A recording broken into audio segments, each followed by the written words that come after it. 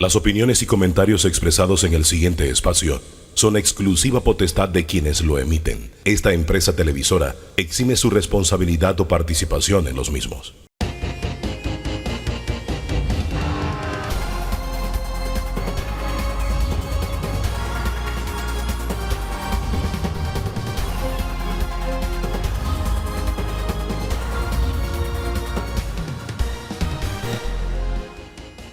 ¿Qué tal? ¿Qué tal? Muy, pero muy buen día. Bienvenido, bienvenida a este encuentro dominical con el análisis, la opinión, las diferentes corrientes de pensamiento en debate abierto. Don Danilo, ¿qué tal? ¿Cómo está? Muy bien, con una sensación extraña. Porque ¿Qué comió? Como que no hay una decisión climatológica, si estamos o no en verano.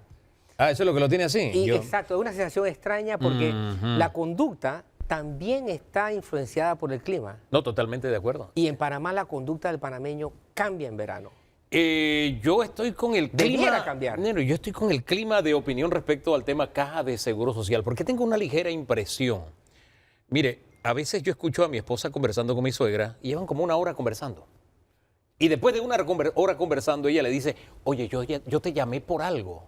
Y como que no se acuerda. Siento que con el seguro social a veces se nos olvida qué es lo que estamos discutiendo. ¿Usted no tiene esa misma impresión? Bueno, eso hace analogía con el asunto climático, porque hay algo permanente, pero cambian cosas, y a veces se funde el fondo con la forma, se pierde de vista qué es lo que se quiere, se tiene presente en cosas, y en determinados momentos los mensajes transmiten sensaciones que a lo mejor quienes los emiten no tienen presente qué sensación está emitiendo. Por eso quiero volver, y gracias a Dios el tema es con el clima y no con la luna, no anda usted con eso, así que no, me quedo hasta ahí. La frecuencia de cambio es demasiado inmediata, es muy corta. Me quedo hasta ahí porque quiero que tratemos el tema caja de seguro social, primero teniendo una ojeada desde afuera, alguien que nos mire desde afuera y como que no está metido en la discusión, pero tiene un entendimiento de la situación, y creo que esa ojeada también nos lleva al origen, a la raíz del problema, a qué es lo que estamos discutiendo. María Teresa Silva Porto está con nosotros. Ella es especialista en mercados laborales del Banco Interamericano de Desarrollo. Buen día y bienvenida. Muchísimas gracias, qué gusto estar con ustedes para hablar de este tema tan importante como es dar una perspectiva regional sobre el envejecimiento poblacional y hacer un zoom en qué es lo que está ocurriendo en Panamá. En el tema caja de seguro social, porque yo no sé si usted fue testigo, pero alguien me decía, yo tuve un jefe colombiano que decía, Panamá es chiquito, pero es sabroso, aquí todos los días hay algo. Y lo que hubo esta semana fue un intercambio de artillería pesada entre dos órganos del Estado.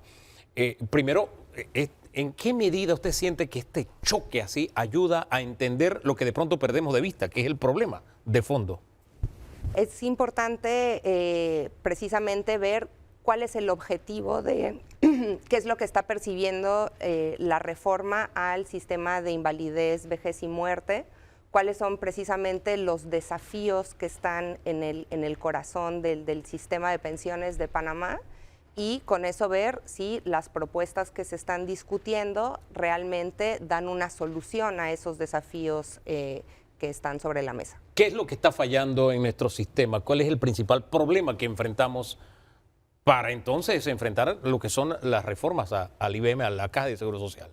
Pues bueno, hay un tema importante que es precisamente el envejecimiento poblacional que está viviendo toda América Latina y el mundo. Prácticamente la tasa, o sea, el porcentaje de personas mayores de 65 años va a incrementar en la región, en América Latina y el Caribe, mucho más rápido de lo que incrementó en Europa, por ejemplo, que es una de las regiones más envejecidas del planeta. Para poner un ejemplo, y pueden ver el gráfico. Sí, vamos al gráfico que tenemos el primero, precisamente que describe en detalle lo que está pasando. El que está subrayado ahí en amarillo resaltado, entre todos los países, ese es Panamá. Descríbame lo que estamos viendo en cifras. Exactamente. Lo que estamos viendo ahí en cifras, los circulitos amarillos, es el año en el que en ese país la población mayor de 65 años representa 10%. Entonces ahí vemos que Panamá llegó a esa cifra el año pasado, en el 2024. y a Panamá le va a tomar 33 años y, o sea, es decir que en el 2057 20% de la población va a tener más de 65 años. Vamos a vivir más. Este es uno de los síntomas de que estamos viviendo más. Este es un síntoma de que estamos viviendo más, pero sobre todo de que hay menos jóvenes que está bajando la tasa de fertilidad, ¿no? Y se están teniendo menos hijos, lo cual hace que en su totalidad la población envejezca. Hay dos elementos entonces que se están cruzando ahí. Usted hablaba de eso fuera de micrófono, don Danilo Toro, para que analicemos estos primeros hallazgos. Así es, esta tendencia que es mundial, como bien lo explicó nuestra invitada, tiene un efecto económico impresionante, porque una de las principales leyes de la economía, a mayor demanda, mayor precio, aumentan automáticamente los precios. Una población de 20% de personas mayores de edad va a demandar una cantidad de servicios, de productos, de atenciones monstruosas, ¿sí? Que la gente joven no va a poder satisfacer fácilmente porque proporcionalmente están disminuyendo uno con respecto a los otros. Así que los costos de las demandas de esta población se van a disparar. Es impresionante. Además, digo, en este caso estamos hablando del régimen de invalidez, vejez y muerte, pero también tiene otras implicaciones este cambio demográfico, por ejemplo, en el costo de los servicios de salud.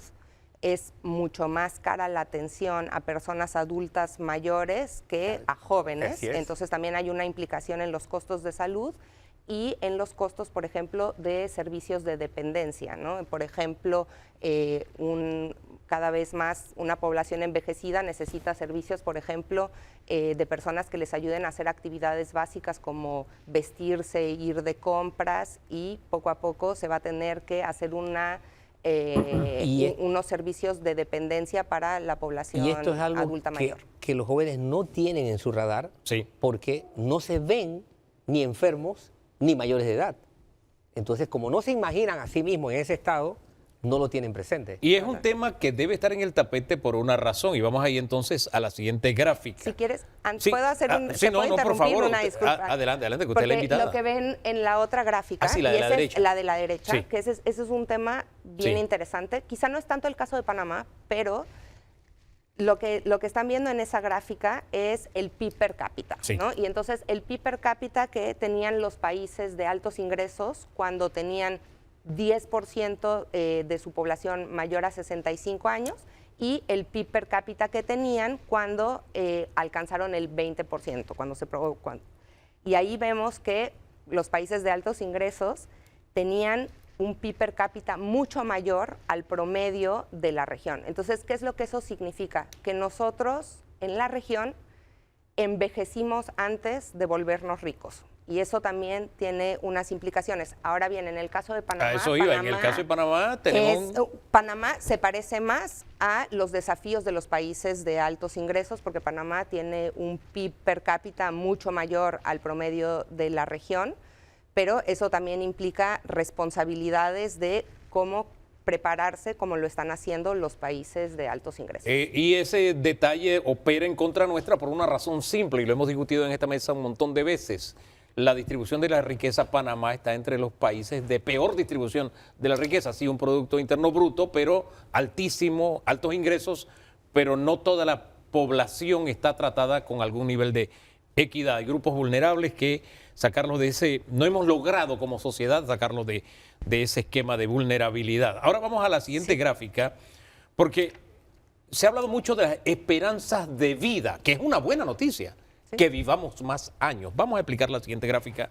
Bueno, a mí la siguiente gráfica me parece impresionante porque ahí pueden ver la esperanza de vida a los 65 años y vemos que Panamá es el país de la región que tiene la mayor esperanza de vida a los 65 años. Ahí insisto para que usted entienda bien la gráfica, disculpe que la interrumpa, al extremo derecho de su gráfica siempre va a aparecer en esta explicación la que está resaltada. Ese es Panamá, a la izquierda está el resto de los países. Exactamente, y las barras en amarillo es la esperanza de vida de las mujeres. Como podemos ver, en todos los países las mujeres tenemos una mayor esperanza de vida que los hombres. Y en el caso de Panamá vemos que las mujeres tienen una esperanza de vida de 87 años y medio y en el caso de los hombres hay una esperanza de vida de casi 85 años de edad. Yo quiero hacer un alto aquí, porque en esa discusión que se ha tenido, bastante política, he escuchado un argumento repetido en labios de varias fuentes. Lo que se plantea es, me quieren aumentar la edad de jubilación para que yo termine de trabajar y al día siguiente esté en la funeraria. ¿Eso realmente tiene algún asidero en la realidad? No, aquí lo que vemos es, ¿no?, la esperanza de vida. Además también la esperanza de vida de años saludables es elevada en Panamá, ¿no? Porque hay otra medición que uno puede corregir por cuántos años de vida saludables vas a tener. En Panamá también es de las más altas de la región y esto se corresponde con lo que hablábamos anteriormente, que los países de altos ingresos tienen mayores esperanzas de vida, ¿no? Eso se traduce en mejor alimentación, mejores accesos a servicios de salud. Panamá tiene una cobertura casi universal de servicios de salud, lo cual también implica en las mayores esperanzas de vida. Cobertura universal de servicios de salud. Explíqueme ese concepto. Los panameños acceden a servicios de salud, ya sea, por ejemplo, a través de la Caja del Seguro Social o a través del Ministerio de Salud. Don Danilo. Sí, cuando hablamos de esperanza de vida, esa diferencia que dice la de categoría sana versus la categoría de gente que tiene morbilidades, sobre todo enfermedades que se llaman crónicas o degenerativas. Ahora, hay algo que Panamá nunca ha procesado y es que frente a ese envejecimiento, también el Estado debiera prever algún tipo de política. Y son escasas las políticas para la población mayor de edad, porque tener una población mayor de edad tiene también sus ventajas. Y es que puede hacer que esa población de mayor de edad conviva más tiempo con poblaciones de muy baja edad. Y ahí hay una transferencia de conocimiento que nosotros desperdiciamos. Sí. ¿Eso se ha medido de alguna forma? Hay, por ejemplo, ejemplos muy buenos en Colombia, por ejemplo, donde se busca, por ejemplo, que los pensionados o los adultos mayores, por ejemplo, le den mentorías a jóvenes, lo cual también implica en una mejor calidad de vida para las personas adultas mayores, o sea, para estar ocupados, que también, digamos, está probado que la convivencia social es uno de los factores más importantes en la calidad de vida y también los jóvenes pueden aprovechar esa experiencia. Hay programas al respecto. Y el otro tema que quiero resaltar es cada vez más los países de la región están haciendo políticas generales de envejecimiento de la población, ¿no? Entonces, ¿cómo haces una estrategia para atender a una población cada vez más envejecida y tener pilares, por un lado, para los temas de asegurar la sostenibilidad, la cobertura y la suficiencia del sistema de pensiones? Otro pilar, tener servicios adecuados de salud, y el otro es servicios de dependencia. Y en ese tema tenemos que trabajar como sociedad mucho, porque hay una fuerte corriente de opinión en Panamá donde se plantea, saquen a los viejos para que metan a los nuevos, y no, una sociedad no funciona de esa manera.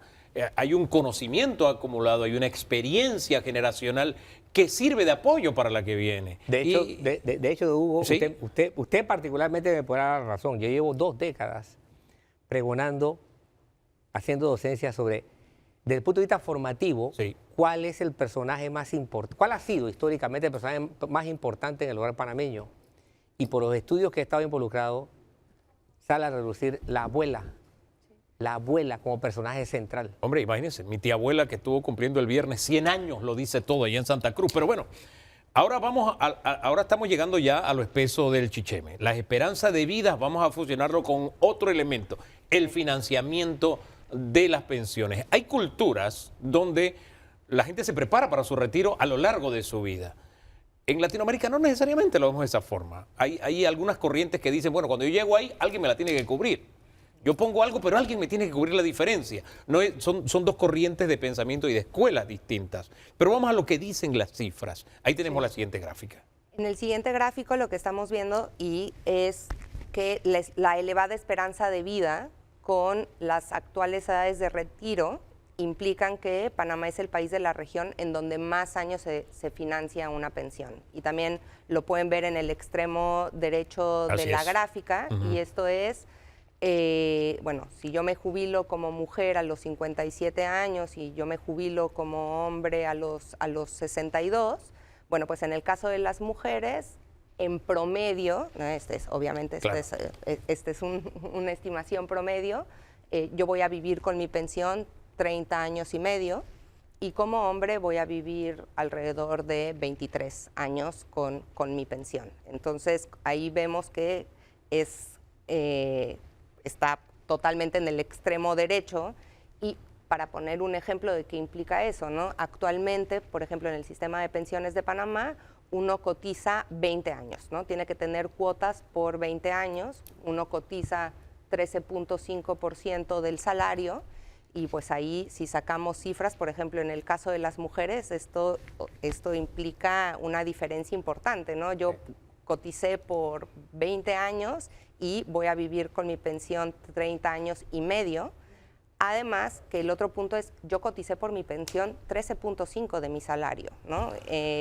Y quiero tener una tasa de reemplazo mayor, porque no tener 13.5% del salario no es una tasa de reemplazo suficiente. Entonces también esto pone de antemano, pues, que es importante ver cómo se financia esa pensión de manera adecuada para una mayor esperanza de vida y tener una tasa de reemplazo adecuada. Por eso nuestro reto es tan grande, por eso quería volver a la raíz del problema, porque siento que entre tanta lluvia de ideas de soluciones se nos olvida el tamaño del problema, don Danilo. Así es. Ese dato, cotizar durante 20 años 13,5%, 13.5%, y luego esperar una importante tasa de reemplazo, que esté por allá por el 50, 60% de reemplazo, por 20 años o más, es querer sacar agua de un pozo que ya está secándose o que está seco. Exactamente. Porque no hay de dónde sacarlo, a menos que la persona cotice más. Es desafiante, pero lo que está en el corazón de la situación es que hay un desbalance en los beneficios que otorga el sistema y las aportaciones que se hacen a ese sistema. Ahora, es difícil que se comprenda esto en todas las sociedades. No importa si son de primer mundo, de segundo mundo, del tercer mundo, no. Francia está hoy día viviendo una catástrofe política por este problema. Totalmente. Y nosotros... Y no es el único que ha vivido. No, y no es el único que ha vivido. La lista es larga. Exacto. Y puse a Francia porque es un país del primer mundo. Sí. Y nosotros estamos, con todos los últimos decires que se han dado, estamos enfrentando una situación muy tensa por el mismo problema. Total. ¿Por qué cuesta tanto? Es una buena pregunta, pero también quiero dar un tono de optimismo. Hay países que sí logran sobrepasar esta discusión, ¿no? Y los tenemos en la región. Recientemente Uruguay incrementó la edad de jubilación de 60 a 65 años de manera gradual. Brasil también está incrementando su edad de jubilación.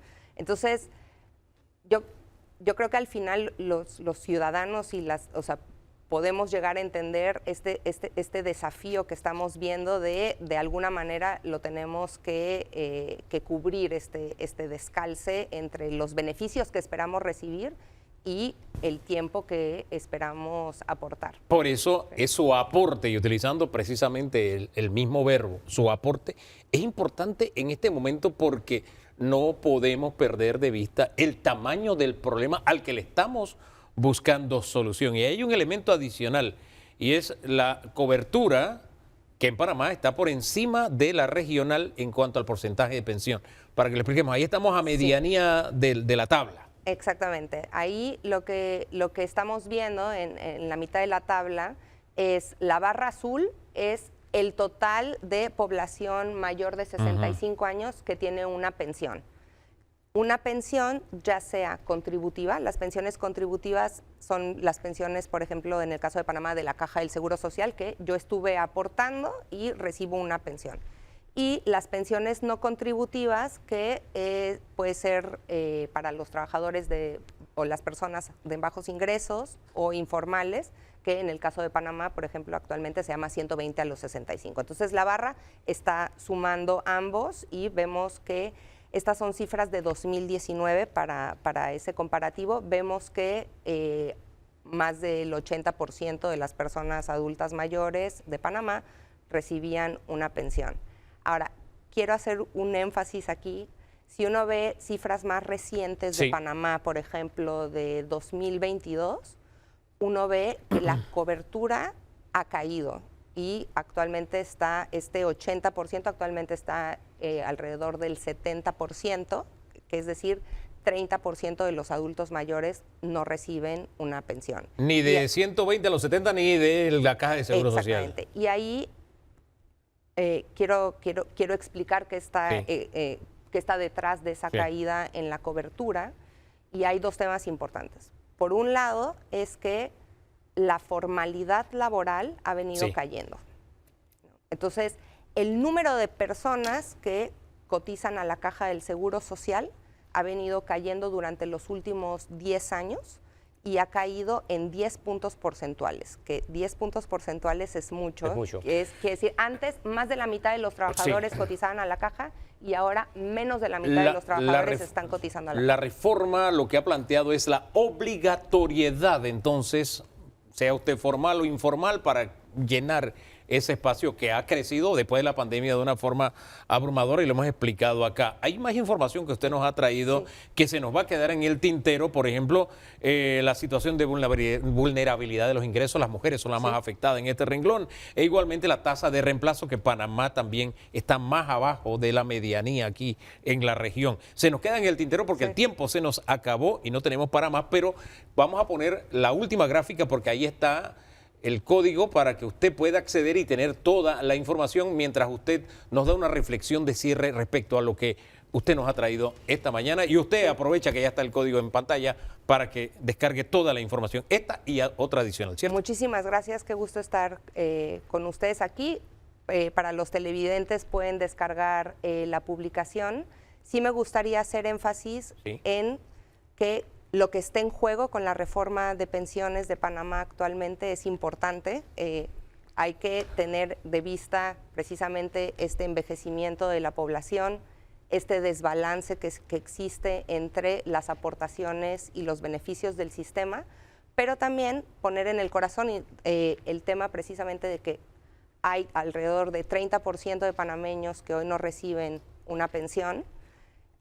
Tenemos 23% de personas en pobreza, de adultos mayores en pobreza, y alrededor de 40% en vulnerabilidad económica.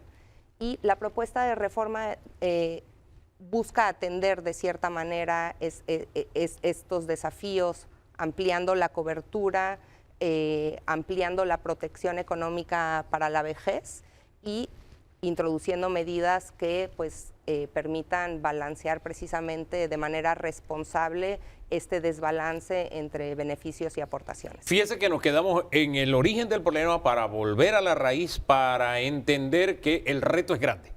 Y ante unos retos como los que se nos presentan con estas escasas cifras, porque fueron muy seleccionadas, usted verá más en este estudio, es muy diciente, entonces podemos ubicarnos a, bueno, entonces, ¿qué podemos hacer ante tamaño problema? No hemos querido introducir elementos de si la reforma contiene esto o contiene aquello, para que nadie diga, no, es que ella la llevaron para defender la reforma, o lo que pasa es que Danilo está vendido para la reforma, o Hugo, no tiene que ver con eso.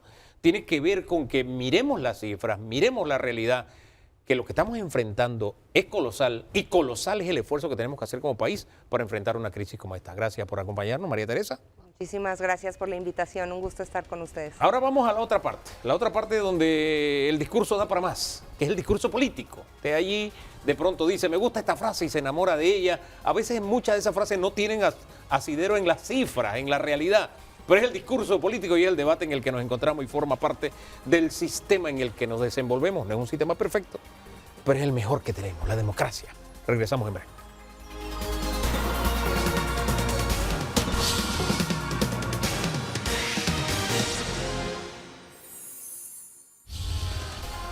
Estamos de regreso, vamos al aspecto técnico-político del tema Caja de Seguro Social. Dejamos los números a un lado y nos acompaña en esta ocasión Carlos Abadía, ex viceministro de Salud. Ha estado aquí en varias ocasiones explicando el tema de las reformas. Y también nos acompaña Luis Ernesto Carles, es ex diputado panameñista. Gracias por acompañarnos a los dos. Señores, el jueves fue un día de alto calibre. Se cruzaron entre el Ejecutivo y el Legislativo una artillería pesada. Primero, ¿en qué medida ustedes coinciden con los argumentos de parte y parte? Vamos a comenzar por allí. Bueno, mira, buenos días. Bienvenido. Buenos días. Yo creo que hay, en el fondo, hay un miedo de tomar decisiones a nivel de la Asamblea. ¿Usted coincide con el presidente entonces? Sí, no lo escuché ayer, pero por un asunto, aquí hay un problema real. El porqué de la causa del déficit es porque hemos retirado más dinero de lo que hemos aportado. Ajá. Es eso. Y la cura de esa enfermedad son paramétricas que ahora en el mundo se sumó un elemento nuevo que es el aporte del Estado. Que aquí el Estado ha hecho algo muy plausible, que ha sido de que no ha unido un aumento de impuestos para ese aporte, que ha sucedido en otros. En Uruguay, y siempre escojo Uruguay porque es un país con una población muy similar a la nuestra, el 22% del IVA, que es el ITBMS, 7% va para pensiones. En Brasil, que es 25% el ITBM, también va un porcentaje grande. Entonces, eso es plausible de que con la misma carga tributaria se está asumiendo esto para exigirse ellos mismos más eficiencia. Bien, antes de entrar en la carne, que ya usted puso algo de carne, yo quiero salir de lo que pasó el día jueves. Usted dice que no escuchó al presidente. El presidente acusó a los diputados de tener secuestrado el tema de la Caja de Seguro Social. Puso al ministro también de Economía y Finanzas a dar una explicación nuevamente de lo que tenemos como reto, pero me quedo con el cruce de grueso calibre entre dos órganos del Estado, que no sé si contribuye a que superemos este momento. No sé cómo lo ve, don Luis Ernesto. Sí, buenos días. Yo lo que creo que, lo que hay que valorar al presidente es que tuvo la voluntad. Eso es importante. Pero yo sí creo que el camino que escogió el presidente para discutir este proyecto no fue el correcto, porque nosotros hemos tenido experiencias de diálogo. Él debió de buscar los consensos primero afuera, es decir, antes porque llevamos 4 meses en esto. Entonces él escogió el camino ese, llevó un proyecto a la Asamblea no consensuado, y él sabía que en la Asamblea tenía 7 bancadas y que prácticamente su bancada tiene sus diferencias políticas internas entre el Ejecutivo y la bancada realizando metas. Entonces diríamos que ese llamado que hace el presidente es un llamado tardío, porque al final yo creo que el presidente debió de saber que eso es lo que iba a suceder al no llevar un proyecto consensuado. Ahora bien... Disculpe, hago un alto allí porque usted hablaba de miedo de los diputados. Usted está diciendo que el camino del presidente no fue el correcto, pero el presidente en su argumento dijo que los diputados están pensando en la próxima elección, no en salvar la institución. Pero ahí viene el tema. No, yo sí creo que han habido propuestas importantes a partir que el proyecto llegó a la Asamblea. Y yo no estoy de acuerdo, por ejemplo, que este es un tema de que se debió de solucionar con impuestos y que el tercer pilar que se incluye ahora en la seguridad social son los aportes del Estado. Eso es algo que ha venido porque ninguna pensión en ningún país del mundo es sostenible únicamente con la obrera o cuota obrero patronal. Y por eso se han incluido los aportes estatales. Entonces aquí el que ha fallado es el ministro de Economía y Finanzas, que no planteó una reforma fiscal para establecer de dónde iba a salir lo que la OIT ha manifestado de manera muy clara. Que lo que tiene que aportar el Estado es el 2% del PIB, que es más o menos 1.600 millones de dólares, y que el ministro de Economía de Finanzas, en vez de quejarse tanto, debió más bien plantear una reforma fiscal, pero no tanto en el tema de impuestos del IVA. Yo creo que lo que han hecho otros países es que han reformulado un poco en materia de concesiones, en materia de servicios y en otros ingredientes, y han hecho reformas integrales para poder buscar esos fondos. Como bien lo dijo el presidente en su momento, porque hay que rescatar, van a salir 300 millones de dólares de lo que aporta el Canal de Panamá para complementar esos 966 millones. Y no solamente debería de ser esa opción, aquí debería haber una opción por parte de una reforma fiscal, porque eso es lo que tiene en cierta manera, y la asamblea es debate, Hugo, Sí, la asamblea no es necesariamente establecer Pero hágame un alto que allí. 7 bancadas se vayan a poner de acuerdo, es difícil. Hágame un no alto es ahí fácil. porque Entonces el doctor- debe de haber sí. mayores liderazgos a lo Sí. interno o mayor comunicación del Ejecutivo, porque a mí también ha fallado. Vamos con la comunicación y eso del más adelante. Ejecutivo Más con adelante. el órgano Porque me quedo con la legislativo, primera ¿no? parte, pero cuando usted habló del tema fiscal, cada vez que usted habla del tema fiscal, el doctor Abadía movía la cabeza diciendo que no. ¿Por qué? Mira, poner un elemento más de conflicto. Ese aumento de ITBMS o cualquier otro impuesto. Pero es que el no aumento de la edad de jubilación no resuelve el problema.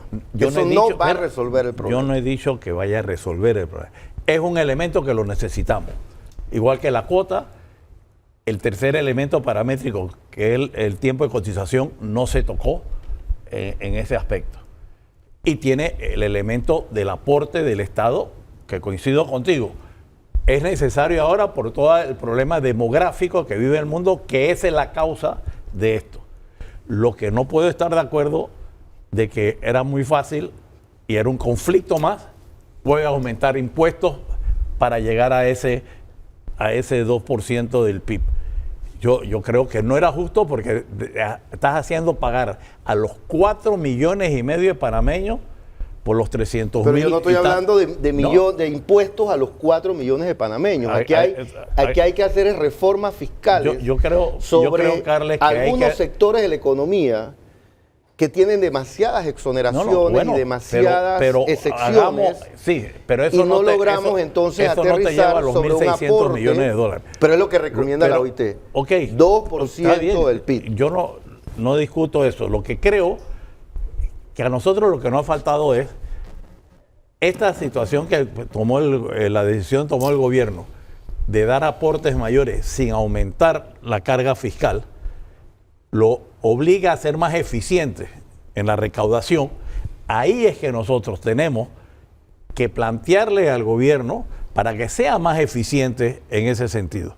Pero creo que no es correcto. Creo que hay muchas exoneraciones que hay que eliminar y Pero cuando se plantea eso la no nos eficiencia, entonces ¿por qué solo recoger 966 millones y no los 1.500 que se dan en evasión? Bueno, pero la evasión no la vas a corregir mañana Bueno, lunes. el informe planteaba. ¿Entiendes? Sí. La evasión te va a llevar 1, 2, 3 años para ir corrigiendo Yo creo que hay un en tema ese sentido. que también hay que ver el tema de los diputados.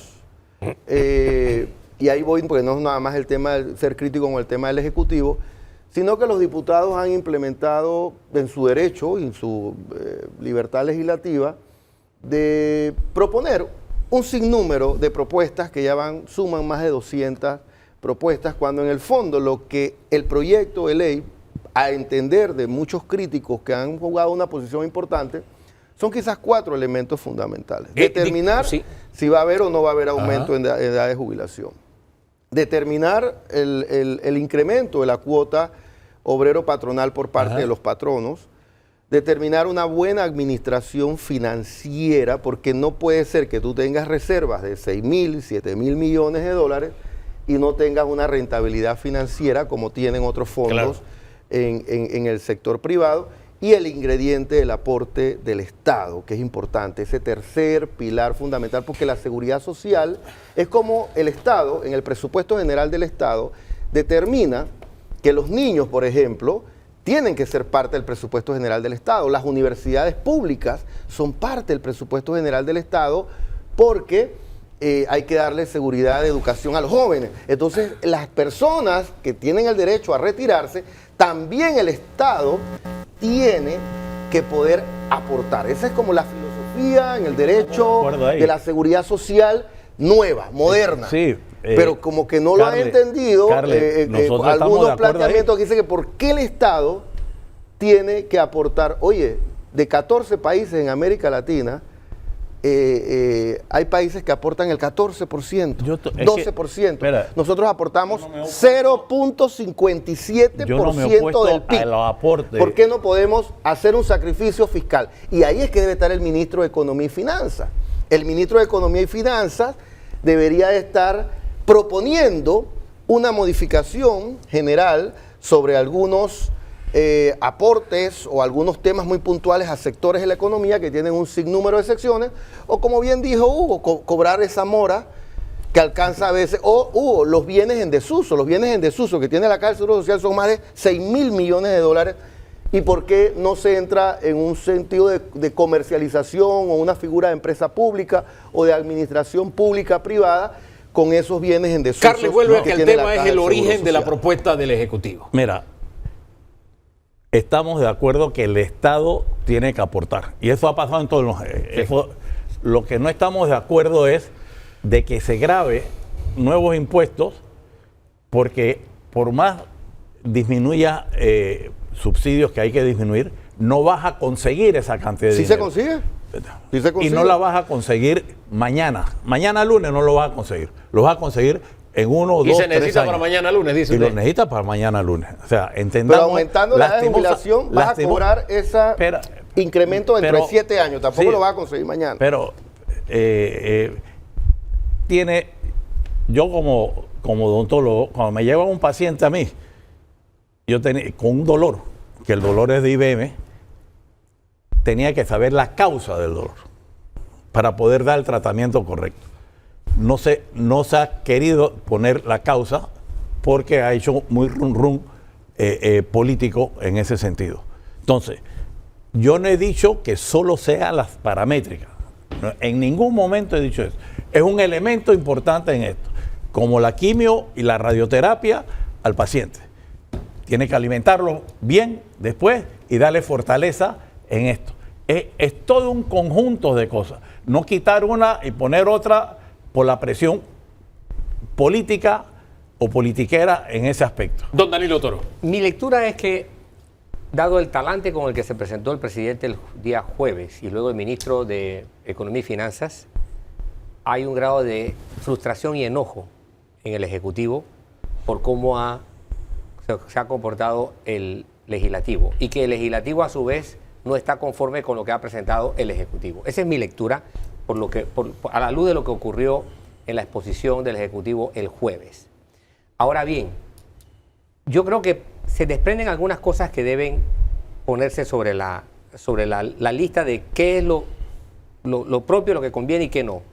Número uno, el planteamiento del presidente sobre las reformas a la caja, ¿son pertinentes o no? A mi criterio, son pertinentes. Segundo, el diálogo degeneró en algo de pérdida de tiempo. Ahí no comparto la posición del presidente.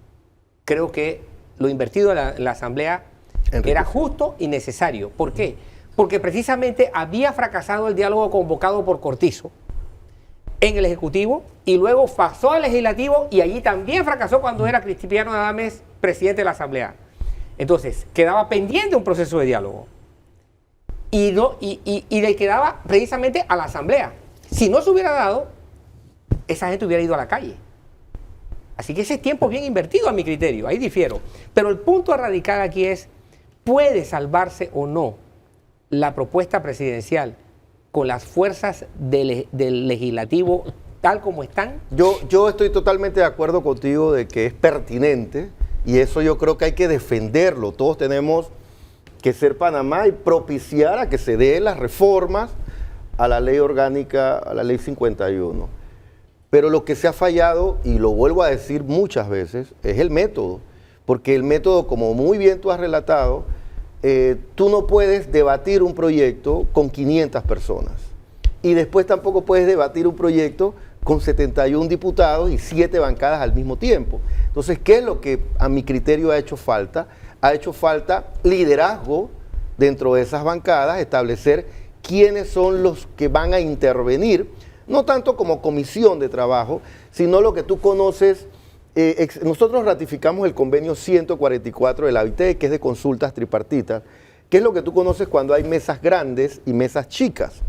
En una mesa grande es cuando tú exploras todas las propuestas habidas y por haber, y mesa pequeña es cuando ya tú legitimizas a quiénes son los interlocutores de esos grupos sociales. Entonces, cuando tú ves interlocutores, están los interlocutores del gobierno, que serían los diputados, están los interlocutores del sector privado, que en la representatividad estatal del Estado de Derecho que vivimos, lo representa CONET.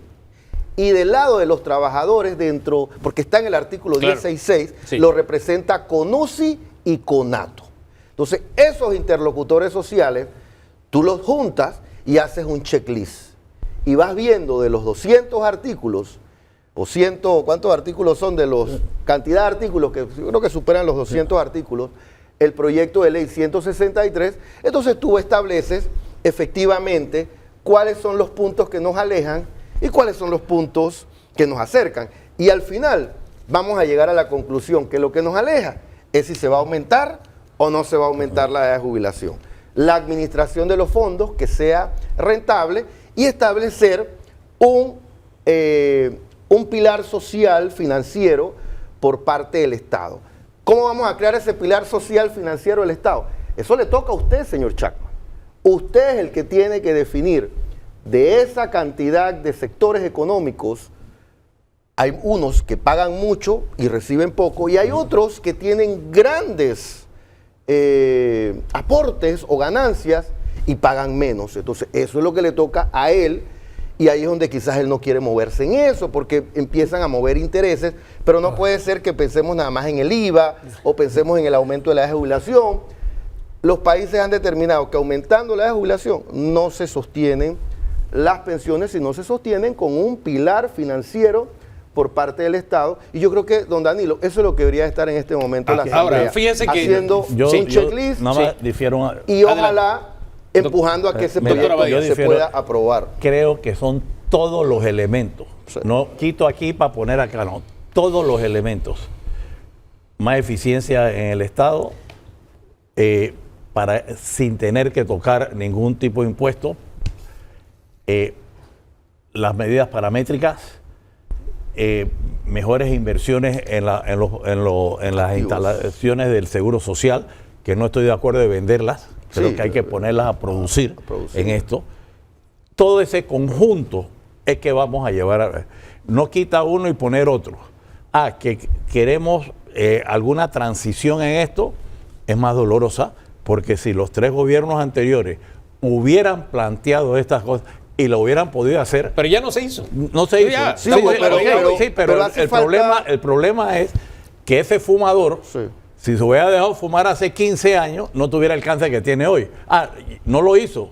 Sí, pero su tratamiento va a ser más radical. Pero el problema que tiene, por ejemplo, los bienes en desuso. O sea, no se hizo, ¿no? También el director tiene que ser más creativo.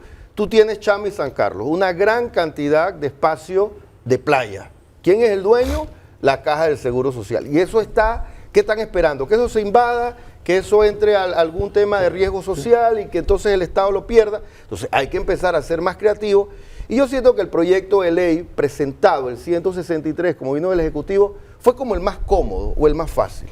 Vamos a aumentar la edad de jubilación y le vamos a aumentar un 3% a los empleadores de la cuota obrero patronal. Y ya con eso resolvemos el problema y metemos 966 millones que no explican de dónde van a salir. Oye, sean más creativos, ministro de Economía, sean más creativos, director de la Caja del Seguro Social, plantee. Hay un inventario que más o menos se proyecta que hay más de 6.000 millones de dólares en bienes inmuebles, en desuso de la Caja del Seguro Social, que están allí esperando que venga una invasión social, de construya viviendas y los terrenos desaparezcan y dejan de ser parte del Estado. Bueno, esa cantidad de dinero no creo que es lo que es, pero... Sí, está en un informe. Pero es importante poner a invertir, creo que son 46 hectáreas allá en está en el informe actuarial de la OIT del 2022. En Amador. El punto es que a esta fecha no pareciera haber una bancada identificada con el proyecto que ha presentado el Ejecutivo. Y usted ha dado en el clavo con algo que y no me va a dejar mentir, que los primeros debates abiertos que hicimos tras presentarse este documento es el Ejecutivo cuenta con los votos en la Asamblea o no, porque al final los votos son los que cuentan y el tiempo ha demostrado que no había un piso político. A mí lo que me preocupa es que además de no tener un consenso mínimo, ni siquiera con sus aliados, ahora en este cruce de titanes que se da, este choque de elefantes, estos dos órganos del Estado, no haya voces conciliadoras, que es lo que se necesita en algún momento. Y tú sabes que es lo más preocupante. Que se nos acabó el tiempo. Tú sabes que es lo más Le doy 20 preocupante, segundos y le doy 20 segundos. que ese proyecto se tiene que aprobar, Sí. como otros más Sí. que se han mencionado, el tema de Río Indio, el tema de la mina de cobre. O sea, hay muchos temas que se tienen que resolver para que este país vuelva a crecer. Si el país no crece, no se estabiliza, no se van a generar los empleos y no va a llegar el chenchen. Doctora Badía, 20 segundos. Tenemos que buscarle la solución al problema que tenemos. Y desprendimiento de ambos lados y los ajustes que haya que hacer del proyecto que se tiene. Yo creo, y es un tratamiento integral en ese sentido. Doctor, gracias por acompañarnos también. Don Luis Ernesto, gracias por haber estado aquí. Nosotros hacemos una pausa después de haber revisado la raíz del problema, que no podemos perderlo de vista, y el escenario político que tenemos en este momento con el tema Caja de Seguro Social. Pausa y regresamos en segundos porque vamos a hablar también de otro reto del que no hemos conversado, del que hemos hablado muy poco. Reformas electorales. También lo tenemos en el horizonte y lo ponemos en perspectiva en segundos aquí en Debate Abierto.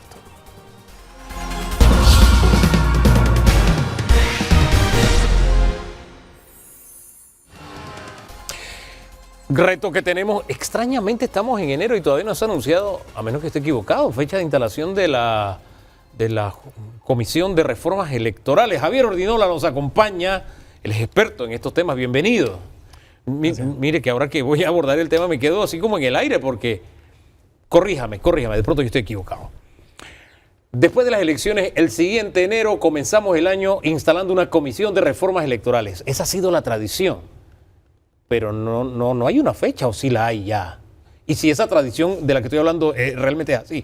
Corríjame, que el experto es usted. Sí, gracias Hugo por la invitación. Buenos días. En efecto, la tradición ha sido esa.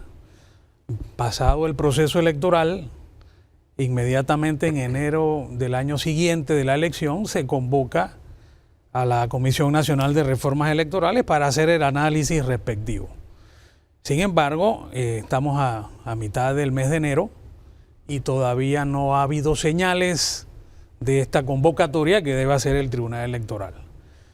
Mi opinión es que aquí pasan algunas cosas que hay que tomar en cuenta. A ver. Primero, la salida del magistrado, del exmagistrado Eduardo Valdés Escoferi, la memoria histórica de la institución, quien estuvo en todas las reformas electorales, se haya hecho a través de Comisión Nacional o no. La llegada de un nuevo magistrado, en donde en sala de acuerdo se determina que el magistrado Narciso Arellano va a presidir esta Comisión Nacional de Reformas Electorales, y aunado a esto, que es una parte que particularmente me preocupa un poco, es la salida de la institución de los dos directores de organización electoral. La tradición, la costumbre ha indicado que el director de organización electoral es quien funge como secretario de esta Comisión Nacional de Reformas Electorales, y de repente esta pudiera ser una explicación del por qué a estas alturas todavía no ha habido ni siquiera un anuncio de que en efecto a finales de este mes se va a instalar dicha comisión. Don Danilo. Es decir, el hecho de que si el director de organización electoral haya sido reemplazado, haya salido de la institución, ocurriría en el Tribunal Electoral lo que ocurre en otras instituciones, que eso significa una movilización de cascada y que se desdibuja la estructura interna. Por lo tanto, quien llega con una curva de aprendizaje y un equipo que parte de cero lentamente para saber qué terreno va a pisar. Bueno, penosamente en esta ocasión va a ser así. Recordemos el antecedente de esta institución. Ha habido funcionarios que han sido los magistrados, quienes han estado más de un solo periodo enfrente de la institución.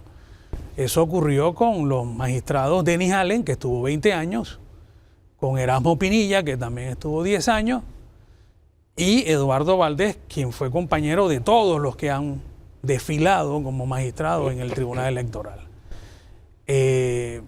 Hubo un momento determinado en que esa costumbre de que cada uno tenía una especie de posesión de determinados puestos había sido superado, poniéndose de acuerdo para hacer esa movilización producto de situaciones que no tienen que ver con cambios de figuras de magistrados, pero al salir, tal como indiqué, el último magistrado que ha estado en todos los procesos electorales que se han convocado desde el advenimiento de la democracia formal, sale, pues este tema nuevamente pareciera ser de que en efecto hay una especie de parcelas y en esas parcelas decido yo la designación de quiénes son los que estarán enfrente. Pero es que me deja más preocupado ahora que plantea el tema de la curva de aprendizaje, el tema del conocimiento acumulado, que usted plantee que sea el nuevo magistrado que está al frente de la Comisión de Reformas.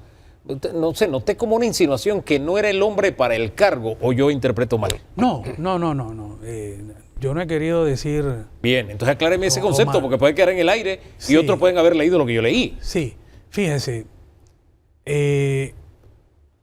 siento que en efecto uno de las cosas positivas que tiene la designación del doctor Narciso Arellano es que no proviene de un partido político como ha sido en efecto la costumbre. Bien, un ganchito ahí, pero me refiero a estar al frente de la Comisión de Reformas. Sí, eso sí es un poco sorprendente, pero puede haber sido, Hugo, por el hecho de que como ha habido magistrados que han estado tanto tiempo, han tenido la experiencia previa, han llegado, han participado en procesos electorales y posterior a esa experiencia de participar en un proceso electoral, han asumido entonces la presidencia de la comisión. Claro.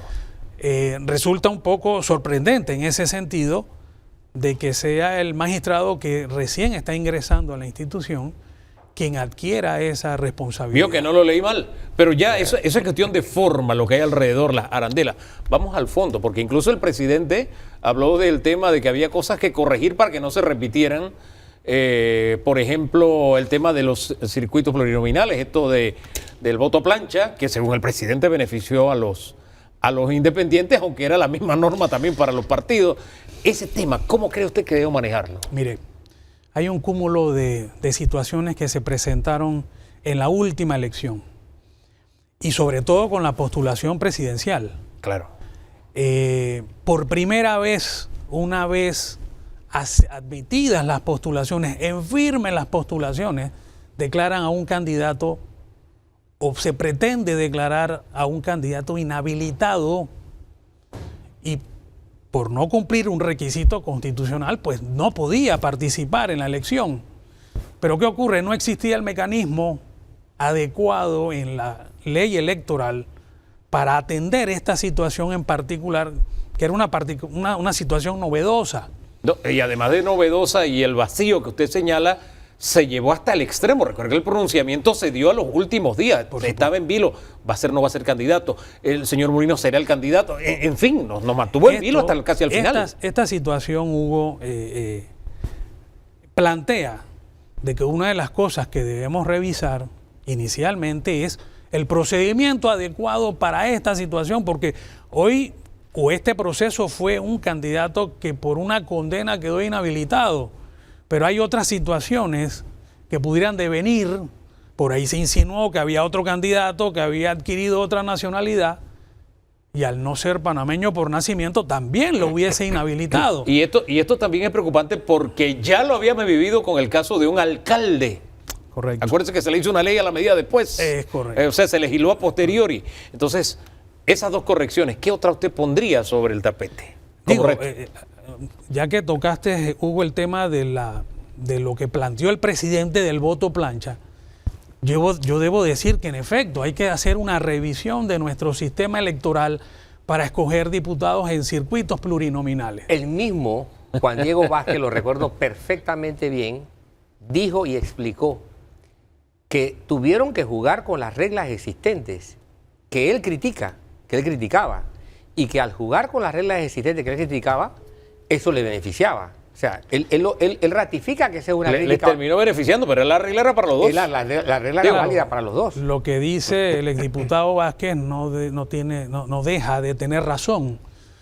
Pero fíjese, el problema no está en la forma en que votamos, ya sea voto plancha o voto selectivo, sino en la fórmula panameña, muy a la panameña que utilizamos para asignar las curules.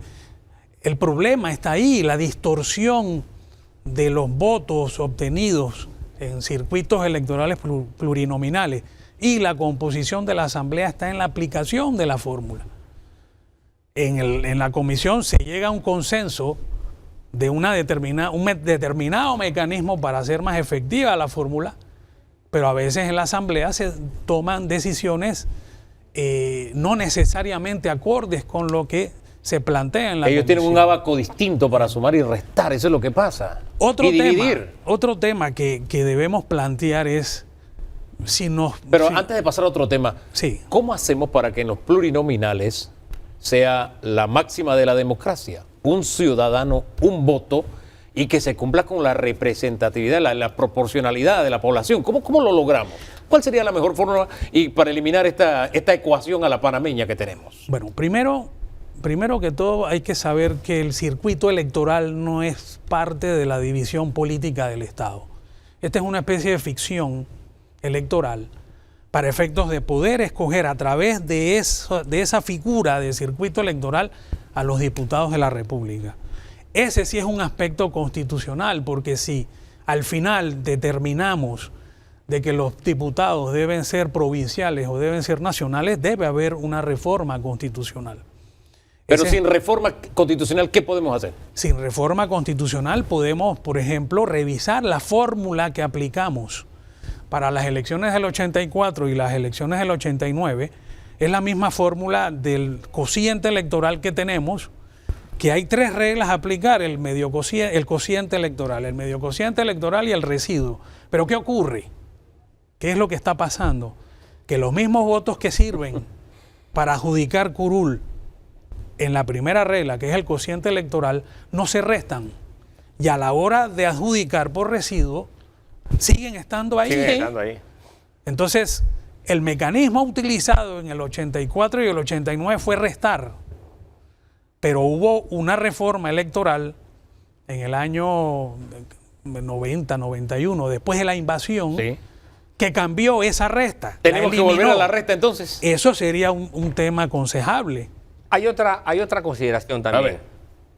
Hoy día tenemos un presidente que no tiene vicepresidente, porque en la dinámica no se le puso atención a eso y se quedó así. Y eso tiene sus implicaciones, Por supuesto. porque el día de mañana, Dios no lo quiera, pasa algo fuera de lo previsto. ¿Quién va a tener el poder de elegir? ¿El gabinete? ¿El pueblo votó por un gabinete para que eligiera? ¿Esas son las disposiciones? Es correcto. No tiene que enfrentar al tribunal algo que tenga que ver a la hora de decir, bueno, queda un vicepresidente en la posibilidad de poder llegar en un momento determinado a la contienda bajo esta u otra circunstancia. Por supuesto, es que esa es otra de las situaciones que definitivamente resultaría de vital importancia. ¿Por qué? Porque no existe en este momento mecanismo alguno para reemplazar un candidato postulado y que dicha postulación se encuentre en firme. Solamente es por causa de muerte, y por causa de muerte hasta un mes antes de la elección. Entonces esto va a haber que revisarlo para que los partidos políticos tengan oportunidad de que, si la historia se repite por otras circunstancias, el partido pueda reemplazar al candidato. En el caso presidencial, pues que se cumpla con un binomio como Hay un debe tema ser. que a mí me preocupa y que uno lo ve reflejado en el área de San Felipe, por ejemplo, que hay más votantes que habitantes. Caso que se repite en Bocas del Toro. O sea, se veían los buses que venían de la comarca para votar en el circuito de... Bueno, es que me acuerdo del circuito de Don Benicio, no me acuerdo el número ahora mismo. Ese tipo de taras que tienen que ver con la residencia, etcétera. ¿Cómo hacemos para superar esto? Porque estos votantes móviles, no sé, a mí me resulta que esto no es democracia. Sí, eso es lo que se denomina transhumancia electoral. Es decir, movilizar electores de una circunscripción a otra, aunque no cambien de domicilio, ¿verdad? Que lo que realmente busca es favorecer con los votos a algún candidato. Claro. ¿Verdad? Que es el que pone los buses a propósito. Por supuesto. ¿Qué ocurre? O sea, que no hay que escarbar mucho. Hay un procedimiento especial para poder dilucidar este tema que guarda relación con la impugnación del padrón electoral preliminar. Pero fíjense una cosa, usted toca, Hugo, el caso de San Felipe. Y el caso de San Felipe no es nuevo, eso es de vieja data. El Tribunal Electoral tiene una herramienta en la que puede llevar a cabo una especie de censo electoral para verificar esa situación. Penosamente no se ha hecho en estos 30 y tantos de años que tenemos de democracia formal. Pero tiene la herramienta, esa sí es una norma que está. Y no se está cumpliendo. Y no se está cumpliendo. ¿Qué más pondría usted así como tarea esencial? No puede faltar en estas reformas electorales. Una de las causales más utilizadas para las impugnaciones que hubo, sobre todo para cargos de diputados en plurinominales, eran los errores que había en las actas. Los errores, ¿verdad?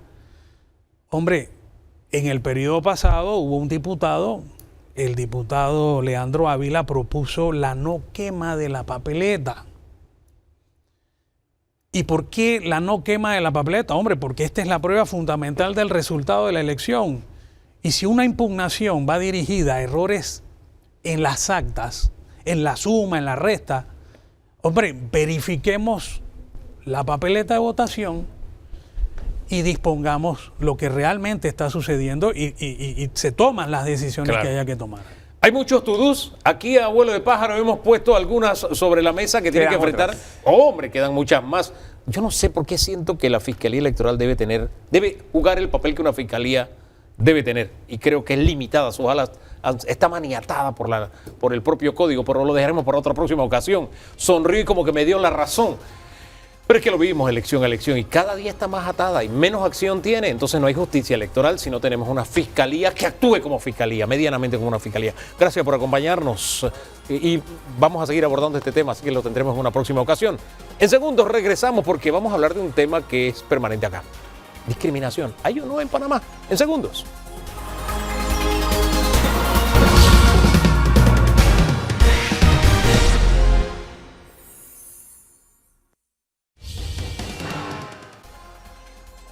Estamos de regreso, vamos a hablar sobre un tema que ha sido, le hemos tocado varias veces aquí, don Danilo Toro. ¿Hay discriminación o no en Panamá? Y la respuesta es sí. Bueno, por supuesto, desgraciadamente sí la hay. Como todo prejuicio, es un aspecto negativo de la sociedad. No hay en la historia una sola evidencia de que las discriminaciones que responden, por supuesto, a prejuicios, hayan aportado algo al avance de la humanidad. Un solo ejemplo no lo hay. Todos han sido destructivos, todos han causado tragedia, todos han sido todos han sido dolorosos.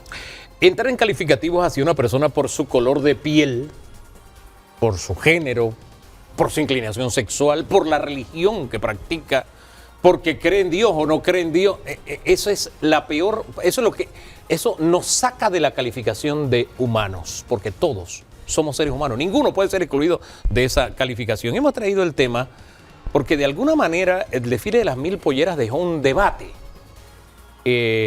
relacionado con una ministra y recibió, mire, yo me sorprendía los comentarios negativos, uno más que el otro, en peor. Cada uno era peor que el otro, refiriéndose a temas como el ser mujer, el ser negra, etcétera, etcétera. Entonces yo creo que ese es un buen punto de partida para que nos miremos. Hagamos un alto y nos miremos como sociedad, porque no sé si ustedes coincidirán, nuestros invitados para este segmento. Suquillar, bienvenida. Gracias, Hugo. Fundación Vida Mujer. Y también Yersan Joseph, economista. Él ha centrado su especialidad en la economía de acuerdo a... Antropológica. A la economía antropológica, sí. Entonces creo que nos puede aportar mucho porque también hemos hablado aquí de la diferencia. Una forma de discriminación es, como tú eres mujer te pago menos, como tú eres hombre tú ganas más. Cosas como esas, ¿no? Entonces... Punto de partida. En Panamá, ¿hay discriminación? Nosotros dijimos sí, pero no sé si ustedes tienen la misma opinión. Bienvenidos, buen día. Yo primero. Bueno, reitero los saludos, buenos días. Y la pregunta, yo creo que la respuesta es evidente. Y este último caso del que estamos hablando es el que refuerza que en efecto en nuestro país sí hay discriminación. Pero antes de empezar en todo el debate, a mí me gustaría hacer ciertas aclaraciones. Uno, no creo en ningún tipo de victimización. Así es que los comentarios de que uno dice que si hay discriminación porque nos creemos víctimas, yo no creo en eso. Dos, no soy amiga de la ministra, no la conozco, no trabajo en el Ministerio de Educación, pero sí hice un comentario en cuanto a la situación que se estaba viviendo y que, reitero, nuevamente se demostró que en nuestro país, por más que no lo queramos reconocer, y creo que es donde ahí radica principalmente el problema, sí existe discriminación. Ahora, discriminación por tu color de piel, por tu origen social. Así es. Por el género. ¿Dónde ubicamos discriminación? ¿De qué tipo? ¿Salarial? Usted levantó la mano. ¿Dónde la ubica usted? Sí, bueno. ¿O todas las anteriores? Y muchas más. Yo pienso que una de las cosas importantes en esto es que esto es una construcción social que viene de la época colonial. Era una forma de justificar la esclavización de negros africanos y indígenas porque había que justificar que no eran subhumanos. Y eso es toda una construcción que, entre otros, lo hace John Locke, David Hume, incluso Adam Smith, que tenían esclavos. Entonces, esto vino, en primer lugar, con los ingleses, posteriormente con los franceses, que son los que construyen el tema del racismo, a pesar de la Revolución Francesa. La Revolución Francesa era para los franceses, no para los franceses de ultramar. Ahora, Martinica y Guadalupe. Ahora, le tengo una pregunta. Disculpe, antes de entrar en la pregunta, para que termine, porque en el siglo XX lo vivimos todavía con el Silver Gold Roll, a propósito del canal, o sea, todavía parte de nuestra herencia cultural. Aquí en Panamá, mucha gente no lo sabe, pero existió apartheid, igual que en Sudáfrica. El rol de plata y el rol de oro. A los blancos se les pagaba con el gold roll y a los negros y latinos se les pagaba con el silver roll. Pero ¿esto qué establecía? Una jerarquización en donde uno valía más que el otro. Pero esto también tiene una connotación de clase social. Es decir, usted lo ve cuando se habla de barrio rojo y cuando de alguna manera por el perfilamiento racial la policía no pregunta, sino que estima que fulanito de tal debe ser maleante. Entonces ahí hay un prejuicio construido socialmente y que hay que deconstruir. Don Danilo. Sí, coincido en esa última apreciación totalmente, ¿no? Cómo hay criterios de selección de un sospechoso. Pero volviendo al origen, cuando los españoles llegaron a América, ya aquí había sometimiento. Aquí había una cultura indígena que sometió al norte y en el sur. Los aztecas, y eso facilitó en buena medida la conquista. Los aztecas tenían poblaciones indígenas terriblemente sometidas, por mencionar un ejemplo, igual los incas. Los aymaras en el sur pudieron liberarse un poco de los incas, o sea, se mantuvieron en permanente estado de guerra. Pero había poblaciones indígenas a las que seleccionaban, estos son útiles para ser sacrificados en los templos inmensos. O sea, ya había aquí un sometimiento humano ejercicio que no de vino, poder. exacto, que no vino con los europeos. Pero no era racismo ni discriminación, era ejercicio de poder, era una pero el efecto era el mismo. Unos sirven para ser sacrificados y los otros no. Ahora, el antropólogo es usted. Digamos no soy antropólogo, yo practico economía antropológica. Exactamente. Bueno, economía antropológica. Quiero ubicarlo dentro de lo que hemos heredado como cultura. Lo que prevalece no es nuestra cultura azteca ni inca, sino la que prevaleció, que es la española. Así que por eso me voy un poquito por la línea de pensamiento que usted tejió y las raíces. Sí, yo quisiera, hay un investigador que es de la provincia de Limón, Queens Duncan. Eso en Costa Rica. Sí, bien. Y él ha investigado sobre este tema. Ajá. Y él ha dicho que cuando, antes de que llegaran los españoles, los indígenas, que lo llamaron los españoles, eran pueblos como los aztecas, los incas, los mayas. Eran pueblos, pueblos originarios. Ajá. Y los negros, posteriormente clasificados como negros, para simplificar, por parte de los colonizadores, eran bantú, arará, Congo, o sea, eran seres humanos que tenían su característica identitaria, su etnia. Pero fueron simplificados porque como eran tantos y había que simplificarlo, dijeron, bueno, a esto le vamos a llamar indígena porque Colón se equivocó, pensó que había llegado a las Indias. Vamos a llamarle indígena Indio, y hay una teoría ahí que indio sin Dios, pero eso yo lo relativizo. Y en el caso de los pueblos africanos, de donde ya se sabe por ciencia que es el origen del ser humano, a eso lo simplificaron del sur, del Sahara hacia abajo, del Níger, a todos le llamaron negro. Bien, ahí tenemos las raíces de lo que vivimos hoy. Ahora, ¿cómo es entendible que un país donde, según los estudios de nuestro DNA, tiene un 40% de indígena, un 33% de negro y un 27% de blanco, cómo es posible que haya discriminación? Yo creo principalmente, y siempre hago reitero de forma categórica, que existe mucha falta de conocimiento e información. Y yo me quiero, si me lo permiten, remitir a lo que dice la Organización Nacional en cuanto a qué significa, cuál es el significado de la discriminación. Y dice que es toda distinción, exclusión, restricción o preferencia basado en motivo de raza, color, linaje, origen nacional o étnico. Si no podemos ni siquiera conceptualizar y tener ese concepto debidamente amplificado y establecido, ¿cómo vamos a poder entender verdaderamente que en nuestro país sí existe una discriminación racial, social y también de clases?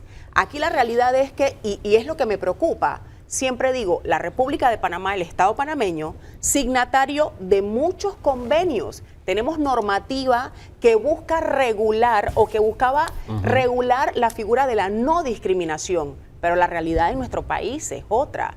Entonces, y siempre me llama la atención cuando decimos somos un crisol de razas. Para mí, decir que somos un crisol de raza lo que hace es maxificar el desconocimiento o sigue invisibilizando que sí tenemos un problema de discriminación. Porque al final del día, hagamos un análisis de cuál fue el último censo en nuestro país. ¿Dónde están? ¿Cuáles son los sectores de mayor pobreza en nuestro país? ¿Cuáles son los sectores en donde hace falta mayor nivel educativo? ¿Quién es la población? Y fíjese que esto va generando estigmas y estigmas y Así estigmas. es. Ah, tú vienes de Curundú. Es correcto. Ah, tú vienes de Colón. Ah, tú vienes del Chorrillo. Parte de ese estigma y de esa discriminación que subyace y que usted lo planteaba con aquello de las zonas rojas y demás. Sí, pero hay una cosa, y bien interesante lo que has dicho. Sobre todo se clasifica, se estigmatiza, y en algunos lugares es un impedimento para conseguir trabajo. Total. Lo primero que te preguntan, ¿dónde vives? Si vives en el Chorrillo, probablemente, bueno, te tenemos ahí aguantado. Pero hay otro elemento también que creo que se ha llevado, y es el desconocimiento, lo que decía Suki, de lo que es la discriminación. La discriminación racial. Es una distinción entre pares, una distinción que no tiene sentido, es una exclusión y también es una limitación, una calificación de considerar a la otra persona, digamos, dentro de la alteridad, considerarla, digamos, inferior. Y esto, la Constitución de Panamá dice que no hay fueros ni privilegios por raza, color, credo, etcétera, entre otros elementos. Pero la realidad es que en el año 2013, el Grupo de Trabajo de las Naciones Unidas sobre Afrodescendientes tuvo una reunión en Panamá y señaló: en Panamá hay discriminación. Fue la primera vez que se dijo taxativamente que se había, y el gobierno tuvo que reconocerlo. Nosotros en el año 2001 tuvimos la conferencia de Durban y yo participé en el 2009 en la conferencia de evaluación de Durban, donde hay una serie de pautas para evitar estos elementos por la sociedad. Nosotros somos signatarios de distintos acuerdos. Pero mire, yo quiero, ahora que nos ubicamos en el reconocimiento, nosotros constitucionalizamos en parte de nuestra historia la discriminación. Aquí había razas. ¿Cómo era? ¿Cuál era? No eran razas prohibidas. Prohibida era la palabra. Y ahí estaban en la Constitución de 1900. El nombre completo es razas de inmigración prohibida. Exacto. Entonces ahí estaban incluidos los chinos, que todavía queda algo de ese estigma cuando se habla de el chinito, a propósito, que es más, la raza, perdón, la etnia oriental está en Panamá, los chinos específicamente, desde mediados del siglo XIX, con la construcción del ferrocarril, por poner un ejemplo. Y todavía subyace ese lenguaje de discriminación hacia el chino, por ejemplo. ¿Cómo Mire, superamos esto? Ok, y me gustaría responderlo igual con una pequeña anécdota muy rápida. Yo recuerdo, y usted hablaba hace un momento del Chorrillo y cómo yo soy nacida y criada en el Chorrillo y siempre lo digo con mucho orgullo, no me da pena decirlo. Pero yo recuerdo en un debate jurídico que teníamos en determinado juzgado X de familia y en una molestia que sintió, usted hablaba de los pares, una colega, y entre las cosas una de las cosas que ella me dice, no voy a hablar contigo porque tú eres una racataca. Si esa palabra tuviera alguna definición, que creo que no la tiene, pero vamos a ver qué significa en nuestro país ese término que creo que ya no se usa, pero ella no me lo dijo porque yo no hablo como pudieran de repente categorizar a alguien que habla de esa manera, no me he visto tampoco de esa forma, ella me lo dijo porque soy negra y porque en la estigmatización y la discriminación el término racataca se le aduce a las mujeres de color. Entonces ella me dijo racataca porque soy negra.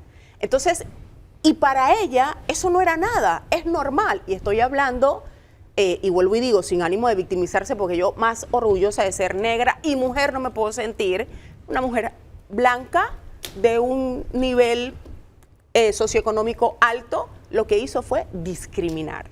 Pero Sí. aquí hay un elemento. A ver. Yo creo que no podemos estigmatizar el color. Cuando la gente me dice que porque soy de color. No, ¿acaso los demás son transparentes? El color negro no tiene ninguna estigmatización. Pero eso forma parte precisamente de ese lenguaje. La forma de Exacto. hablar. Fíjate, Que revela la discriminación. Así es. Lo revela. Yo recuerdo históricamente la discriminación con Carlos A. Mendoza, que era presidente, y los norteamericanos lo estigmatizaron. Sí. Con el abogado Que era del Adolfo Arrabal. Ahumada, Materno Vázquez, Sí. Renato Pereira, Lucy Molinar, evidentemente, y Kaira Harding, cuando salió en la asamblea y de una vez le hicieron caricatura. Entonces, a personas que están en un cierto nivel, hay una reacción como enfermiza o de ataque por el lugar que ocupan. Ahora, ¿por qué esto se ha generalizado? Porque hay una confusión en distinguir entre la persona, su etnia y su posición. Yo respeto a la ministra no por ministra, sino por ser humano. Así es. Punto. Es que ese es el punto de partida. Así Y es. además de eso, a mí evidentemente también me ha molestado porque la pollera panameña no es un folclore solo de Azuero. Donde usted tiene toda la razón es donde hay más negros, Herrera y Los Santos. Pero ¿por qué se llevó de allá para acá? Esas son otras cosas. Pero la pollera está en todo, está en Darién, está en Colón, está en todas las provincias. Y ella tiene todo el derecho en usarla. Estamos en tanta sintonía que nosotros hicimos un especial antes del desfile de las 1000 polleras que se llamaba así, Panamá, el país de las 1000 polleras. Correcto. Donde aprendí cosas como estas. Yo no sabía que la pollera Congo tiene 8 variantes distintas y que tiene una cierta... Yo veía la pollera de retazos, como se le llama, yo no la lograba entender. Y tiene un arte específico para ser confeccionado más allá de la raíz cultural de que se hacía de los retazos que las amas botaban, desde los manteles hasta la sábana, lo que fuera, y de la propia ropa de las amas. O sea, tiene tantas normas para la confección y el vestir, el usarse, como tiene también la de Azuero, como tiene la de Chiriquí, como tiene la de Veraguas, como tiene la de Darién. En fin, entonces... El identificarnos como panameños y superar este tipo de lenguaje, y no hemos hablado de la discriminación por ser mujer. Por ser mujer. Simplemente por eso, olvidemos del color. Puede ser el tono que usted quiera, pero como eres mujer ganas menos por ser mujer. Es que uno de los últimos informes del PNUD arrojó, y hace poco también un informe un grupo afrodescendiente de nuestro país, arrojó resultados donde indicaban que la mujer en Panamá negra era 3 veces discriminada por ser mujer negra y evidentemente si no tenía ese acceso a educación. Esa es la realidad de nuestro país, aunque no la querramos ver. Entonces, por supuesto que sí, y eso lo vimos en el caso lamentable. Todos los comentarios de la señora ministra con el tema de la pollera, que nosotros le podemos criticar, podemos tener crítica de repente en su gestión tal vez como funcionaria pública, es el derecho de los ciudadanos, pero en ese caso muy puntual, todos los comentarios iban solamente dirigidos a ella como mujer, por negra, y lo digo con mucho respeto porque habían comentarios bastante hirientes, que sí, que fea, que eso denota. Eso, primero hay que tener claro, ¿no? El hecho de que exista unas formas de pensamiento, unas ideologías predominantes, no significa que no existan otras. Las otras existen. El predominio implica sometimiento, subordinación. Entonces, las ideas predominantes en una sociedad hacen que las ideas no predominantes actúen supeditadas. Es una relación de poder. Sí, así o sea, es. Claro. Lo que se establece es una relación de poder. Sí. ¿Qué ocurre? Cuando tú le dejas cancha abierta a esto, tú puedes notar qué alarmas tiene la sociedad, porque como dije al principio, toda discriminación termina en tragedia. Fíjate, a mí me resulta muy revelador que por los problemas que han surgido a raíz de los pronunciamientos que ha hecho el presidente electo de los Estados Unidos, haya panameños que hayan dicho, oye, que los gringos que cojan el canal, porque total eso no me llega a mí que soy panameño. Por amor de Dios. De terror. Eso a De mí, terror. Terrible. eso me ha dejado en estado de shock. Pero es una realidad que tenemos Sí. que revisar por los prejuicios Así es. predominantes. Tenemos que revisarlo, pero a mí no me sorprende. Recuerde que aquí prácticamente una tercera parte de los panameños dijeron no a los tratados, que era como decir que hoy los gringos tuvieran aquí y la quinta frontera existiera. Prácticamente la misma proporción dijo no a la ampliación del canal, o sea, no tendríamos canal ampliado. En fin, Pero ¿qué tienen en común Pero- una conducta sí. como esa, nada más para terminar uno? Sí. ¿Qué tiene una conducta como esa y la discriminación por razones étnicas, raciales?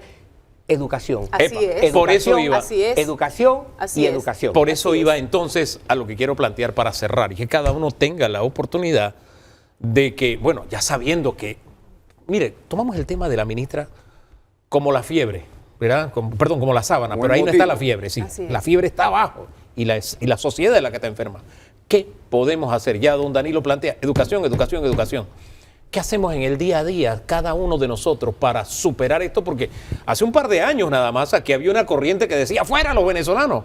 Y los trataban los discriminaban de una manera, como si este país, yo decía, ¿dónde está la raza de los 100% panameños? Para que nosotros hablemos así. Si este país es el producto de cruce de inmigrantes de todos los rincones del mundo. Entonces se lo dejo para que cerremos con algo propositivo, entonces, mirando al futuro, para que crezcamos como país. Y sin ánimo de entrar en ningún debate, esa conducta por parte de los panameños que no estuvo bien, pero cómo nos llamaban entonces en ese momento algunos, nos decían tierra de monos, porque eso era lo que nos decían. Tristemente. Entonces, exacto. Entonces, a manera de cerrar mis comentarios, yo reitero y estoy totalmente de acuerdo con el doctor. 1, educación.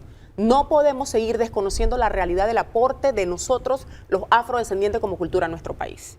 2, importante que nosotros tenemos que entender, como bien se menciona, todos somos seres humanos y ante la ley todos somos iguales y tenemos derechos. Y entrar en ese respeto y tolerancia hacia los demás y, por supuesto, si queremos construir el país que verdaderamente lo necesitamos, no entrar en estas polémicas de discriminativas sin pensar en el resultado que le podemos dar a la persona que sufre esos niveles de discriminación. Don Gerson. Sí, yo creo que nosotros tenemos que practicar, y estoy de acuerdo con Danilo, el tema de la educación en la historia. Yo creo que se ha perdido mucho. Después que recuperamos el canal, se ha perdido incluso el estudio sobre las relaciones de Panamá con los Así Estados es. Unidos. Y yo creo que eso hay que profundizarlo a todos los niveles. Y lo otro es que, si bien es cierto, nosotros somos víctimas del bombardeo, digamos, muy generalizado en el mundo, de las famosas, por ejemplo, con relación en Europa, los ucranianos con los europeos hay una aproximación cultural y con los árabes no. Entonces nosotros tenemos que comenzar a deconstruir esa raíz discriminatoria porque todos los seres somos humanos y sobre todo si somos católicos o que creemos en Dios. Nosotros creemos que todos somos hermanos. Hay una base principal. Las razas y estos son sencillamente accidentes, por decirlo de alguna manera. Y ahora que cita el tema de la religión católica, los cristianos creemos en un Dios que no discrimina, dice que no hace acepción de personas. Creemos en un Salvador que dio la vida por todos, no lo dio por un grupo en específico, dio la vida por todos. Entonces nos dice también ese mismo Dios que en la medida que dependa de nosotros estemos en paz con todos y que tratemos a los demás como queremos ser tratados. Correcto. Y fíjese, lo dice a la inversa, dice que creamos a los demás superiores a nosotros. Así que si lo ponemos en práctica, ponemos independientemente de la denominación o doctrina que usted practique, si la ponemos en práctica solamente esas 5 líneas que le acabo de dejar, superamos estos estadios de la discriminación que son dolorosos. que avergüenzan como país y que no nos dibujan como seres humanos, que más que hablar mal de la persona que usted está señalando, está hablando mal de usted cuando se refiere a alguien por el color de su piel, por lo que usted tiene como marco de belleza o de fealdad, es un asunto suyo, por su inclinación sexual, por la religión que practica, en fin, no hay ninguna razón por la que nosotros sigamos como sociedad exponiendo esa miseria, porque es eso, miseria humana. Y Hugo, lo que sí es que curiosamente le deja a la ministra de Educación un renglón pendiente de atención. Aquí en este tipo de cosas tenemos que reaccionar con razón y no con pasión. Con razón y no con pasión. Con razón y no con pasión. Y ahí entonces donde caja la educación. Pausa y regresamos porque aquí se planteó el tema de Trump. Comienza la era Trump. Así que, ¿cómo lo ve un ex administrador del canal? ¿Qué tan en serio tenemos que tomarnos todo lo que ha dicho el nuevo presidente de los Estados Unidos? Todo eso lo ponemos en perspectiva en segundos nada más.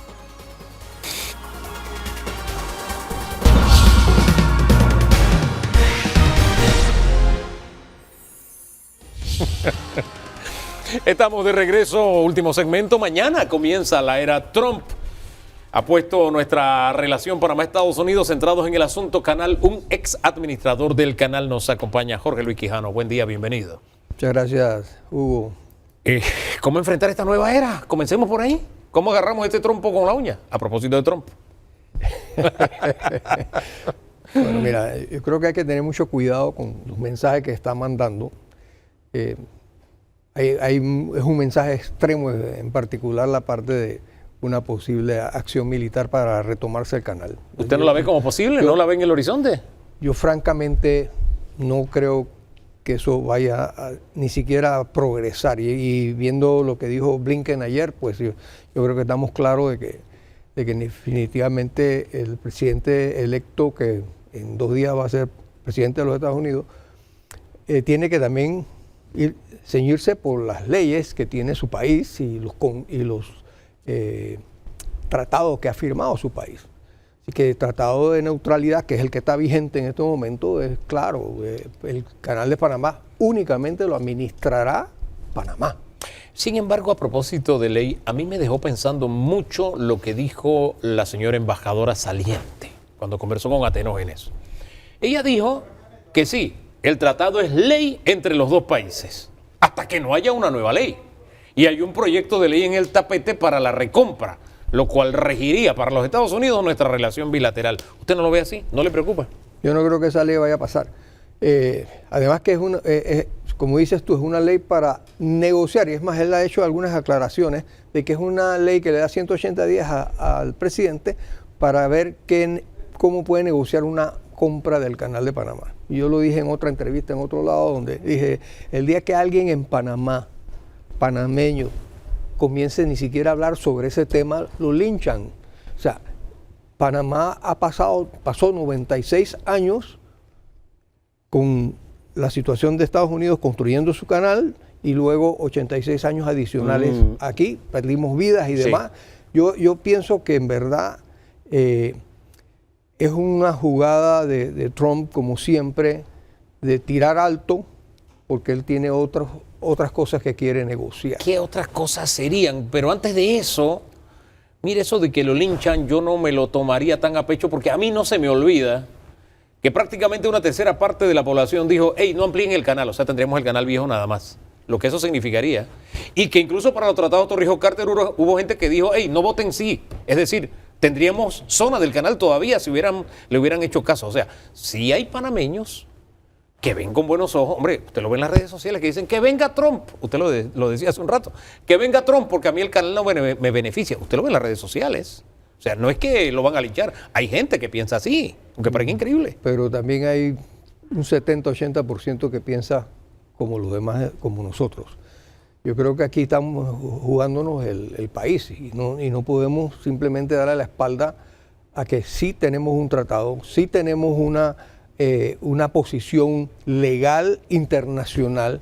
Estamos sirviendo justamente a los Estados Unidos. O sea, lo que pasa aquí es que estamos lidiando ahora con una situación que la provoca dos cosas. Una es provocada por los supuestos aumentos discriminados en lo que son los peajes. Y yo sí quisiera abonar ahí de que hay que ver en verdad ese impacto que tiene un contenedor, por ejemplo, que pasa por el Canal de Panamá y paga 100, 110 dólares por pasar por el Canal de Panamá con 2.400 dentro de STU, 2.400 zapatillas Nike de Michael Jordan. Cuando tú lo divides, son 4 o 5 centavos en una zapatilla que vale 125 dólares. O sea que está usando esto como de excusa para plantear otro tema. Ingeniero, ok, pero esto tiene, por desproporcionado que parezca el lenguaje del presidente Trump, profesor. Tranquilo, tranquilo. Es el último segmento, no se preocupe. No. Venga. Es el único título que le hace falta. Por desproporcionado que pueda ser su léxico, hay que ver por dónde puede venir, qué arraigo puede tener. Y es posible, digo yo, es posible que las navieras tengan algún grado de incomodidad porque cada vez que tengan que reducir su calado para pasar por Panamá, tienen no solamente que el destinatario tenga que enfrentar el problema del costo de la mercancía, sino que ellas tienen que rediseñar rutas para sus naves, etcétera. Uno. Y dos, estamos hablando de un problema que está inserto en el contexto de una tensión geopolítica. ¿No hemos perdido el radar con respecto a estos dos aspectos? Mira, definitivamente que las navieras, y te lo digo porque así, hablando con ellos, no están contentos. O sea, porque estos cambios, especialmente en la capacidad del canal durante el periodo del año pasado y este año, sufrió mucho todas las navieras y muy en particular aquellos que no podían hacer reservación. Entonces estamos hablando de buques que llevaban granos de los Estados Unidos hacia Asia, que ahora están optando por irse por el Cabo de Buena Esperanza, porque ni siquiera el canal de Suez lo pueden utilizar por otros problemas que están habiendo allá. Entonces, sí hay ese malestar, y yo estoy seguro que parte del lobbying que le ha llegado a Trump viene de allí, y por eso nosotros sí tenemos que siempre estar conscientes de que cada vez que hay o una falta de capacidad, cosa que no es común, es la primera vez que se da una falta de capacidad en el canal, donde baja de 38 tránsitos al día 22 en febrero y enero del año pasado.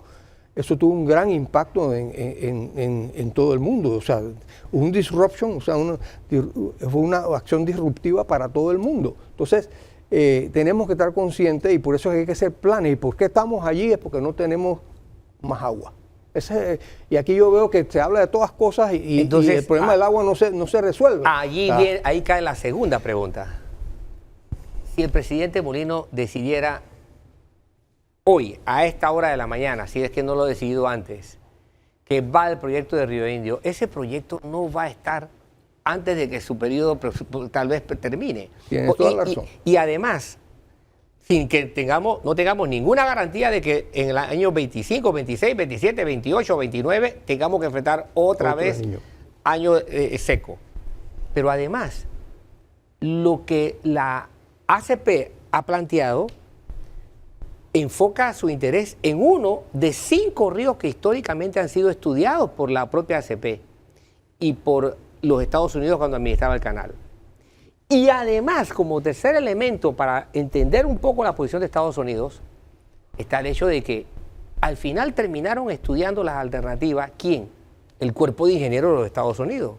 Es decir, cualquier cosa que se proponga la sabe primero el Pentágono y mejor el Pentágono que nosotros. Bueno, ahí es donde está un poquito la falacia de simplemente contratar con el Cuerpo de Ingenieros. O sea, cuando se hizo la ampliación, por ejemplo, no se contrató con el Cuerpo de Ingenieros nada más, se hizo una contratación para una esclusa en el Atlántico para ver con qué venían ellos y la otra con europeos principalmente. Y al final decidimos que la de europeos era la mejor. O sea, ya los Estados Unidos, o sea, el mismo Cuerpo de Ingenieros venía estudiando Río Indio varias veces. No te iban a dar una distinta respuesta. Décadas, pero desde hace décadas lo estamos estudiando. Entonces por ahí yo creo que hubo la iniciativa de tratar de resolver el problema pero no fue Río Indio nada más, o sea, se hizo un estudio bastante amplio, pero al final volvió a aterrizar que es la mejor opción para resolver el problema lo más rápido posible. De todas maneras, va a tomar 6 años tener esa solución y debemos simplemente estar esperando que se empiece, pero ya. Obviamente eso afecta a los Estados Unidos, eso afecta a la economía hasta cierto punto, pero por eso le hablaba yo de veamos los números reales, pero no solamente a la parte de contenedor, yo creo que es la que menos impacta, la que posiblemente hay más preocupación es en sus exportaciones de energía. O sea, estamos hablando de gas licuado de petróleo, gas licuado natural, estamos hablando de todos esos granos que salen del Mississippi, que era hasta hace unos años atrás era uno de los rubros más importantes del Canal de Panamá, y los Estados Unidos sigue siendo el principal usuario.